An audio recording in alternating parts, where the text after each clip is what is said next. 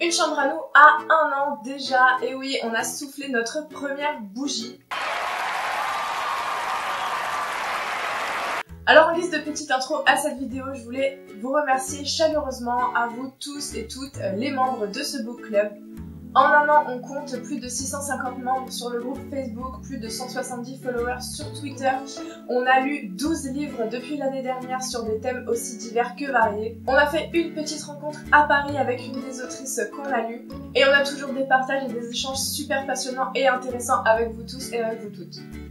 Donc je voulais vraiment vous remercier de faire partie de l'aventure, de faire vivre ce club de lecture. Et on espère que vous allez être encore nombreux et nombreuses à continuer l'aventure avec nous. En tout cas, nous on est prêtes à vous proposer encore plus de découvertes, plus de lectures et plus de féminisme. Sur ces jolies paroles, il est temps pour moi de vous parler des 2 livres de la session précédente qui était une session 100% jeunesse. Et comme d'habitude, je vous dévoilerai la nouvelle sélection en fin de vidéo. Allez, c'est parti!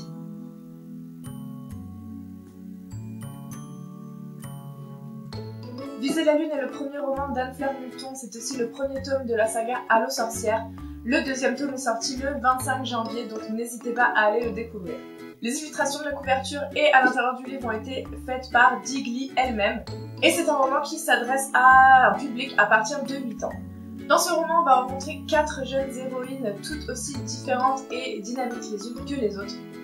On a Aliénor qui vit en Guyane et qui est fan de science. On a Maria de Montréal qui est une jeune photographe assez timide. On a Asa qui vit à Lyon, qui est musulmane et qui adore faire de la cuisine et de la pâtisserie. Et enfin Itai de Nouvelle-Calédonie qui est une pro-gameuse et une fan de make-up. Ces 4 jeunes filles vont se rencontrer sur Twitter parce qu'elles sont fans de la série Steven Universe et elles vont être confrontées à un hater de Twitter. Au fur et à mesure que le temps passe, elles discutent vraiment beaucoup, elles deviennent très proches et elles décident un jour de créer une chaîne YouTube pour pouvoir parler de toutes leurs passions et pour montrer surtout que les filles, ça peut avoir plein de passe-temps différents et qu'ils ne sont pas incompatibles les uns avec les autres. J'ai vraiment adoré ce livre parce que c'est une vraie bouffée de fraîcheur dans la littérature jeunesse. Anne-Fleur Multon nous a présenté 4 héroïnes super badass, super chouettes, qui en ont dans le ventre, qui sont vraiment passionnées et surtout qui défoncent un peu les clichés genrés. Parce que oui, finalement, on peut être une fille et aimer les sciences, on peut être une fille et être une hardcore gameuse et aussi être une hardcore fille qui se maquille. Et puis c'est pas parce qu'on porte le voile ou qu'on est grosse qu'on vaut moins que les autres. Et tout ça, ce sont des super messages pour les jeunes filles qui vont lire ce livre. Il y a aussi une réflexion bien sûr super intéressante sur les réseaux sociaux, sur un petit peu le harcèlement en ligne, sur les commentaires sexistes auxquels les jeunes filles peuvent être confrontées, sur la famille également puisqu'elles viennent toutes les 4 de familles vraiment différentes les unes des autres. On parle aussi de jeunes filles qui vivent dans des endroits qu'on n'a pas forcément l'habitude de voir dans la littérature. Et du coup ce mélange donne vraiment un roman d'aventure super chouette avec des thèmes très importants en fond. Et je le recommande vraiment à tous les parents qui ont des jeunes filles ou qui ont des jeunes enfants tout court. Parce qu'on peut le lire dès 8 ans et même pour nous les adultes, c'est assez chouette. Personnellement, j'aurais bien aimé pouvoir lire ce livre quand j'étais plus jeune. Pour un public un petit peu plus âgé, je dirais à partir de 13 ans, on a également lu Les Petites Reines de Clémentine Beauvais. L'histoire se passe dans un collège-lycée de Bourg-en-Bresse qui chaque année élit sur Facebook les 3 boudins de l'école. Et cette année, c'est Astrid, Mireille et Akima qui ont été élus. Sauf que ces 3 jeunes filles n'ont pas l'intention de se lamenter sur leur sort et elles vont monter un projet un petit peu périlleux pour revendiquer ce terme de boudin et surtout pour montrer à leurs détracteurs qu'elles vont pas se laisser se définir par leur physique. Elles se rendent compte qu'elles ont toutes les 3 une raison bien particulière d'aller à la garden party de l'Elysée et c'est ce qu'elles vont faire. Elles vont donc retaper 3 vélos et elles vont partir de Bourg-en-Bresse jusqu'à Paris à vélo en vendant des boudins sur la route pour financer leur trajet. Dans ce roman également on trouve quelques thèmes vraiment très importants à l'adolescence, à savoir une réflexion à la fois sur le cyberharcèlement et sur l'utilisation des réseaux sociaux. On trouve évidemment une très grosse thématique sur la grossophobie, sur la discrimination par rapport au physique, sur le body shaming, etc. Il y a beaucoup d'humour parce que le personnage de Mireille a un humour très particulier, très sarcastique et cynique qui personnellement m'a beaucoup plu. Et j'ai trouvé que ces 3 héroïnes étaient de très bons modèles pour les jeunes filles qui se situaient dans leur tranche d'âge. On a aussi une petite réflexion intéressante sur le handicap puisque Kader, le grand frère d'Akima qui accompagne les 3 jeunes filles dans leur périple, est en fauteuil roulant. C'est un roman qui fait du bien, qui montre d'autres facettes de l'adolescence, alors avec les choses qui sont difficiles et les choses qu'on peut changer. J'ai beaucoup aimé lire ces 2 livres en parallèle puisque, sans les comparer l'un avec l'autre, j'ai trouvé qu'il y avait des thématiques qui étaient similaires et que les 2 se complètent relativement bien. Et ce sont des livres, encore une fois, que je trouve bien et important de faire lire à des jeunes filles. En tout cas, Viser la Lune et Les Petites Reines sont de vraies pépites de la littérature jeunesse et je vous encourage très fortement à les découvrir tous les deux si c'est pas encore fait.